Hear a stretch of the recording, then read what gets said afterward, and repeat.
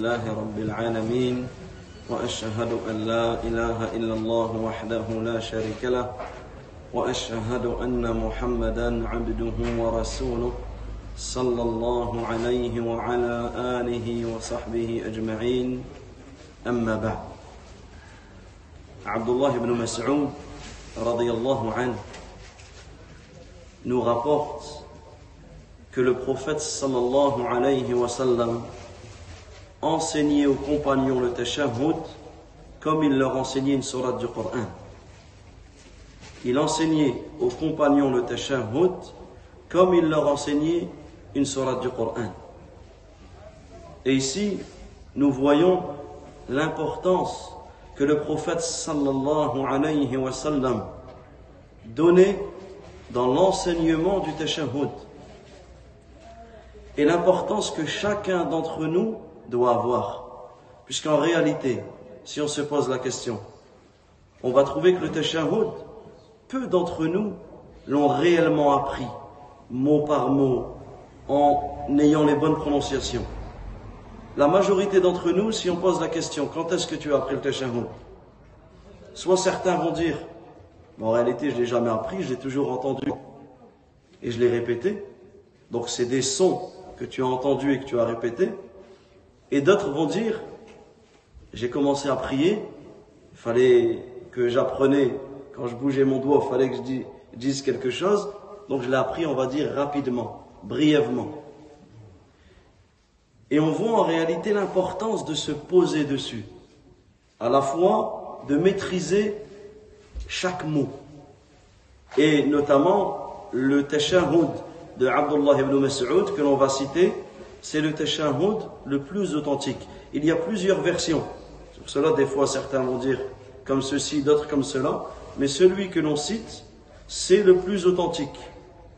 Il dit que le prophète sallallahu alayhi wa sallam lui a enseigné cette formule At-tahiyyatu lillah was-salawatu wat-tayyibat. Assalamu alayka ayyuhan nabi wa rahmatullahi wa barakatuh. Assalamu alayna wa ala ibadillahi as-salihin. أشهد أن لا إله إلا الله وأشهد أن محمدا عبده ورسوله.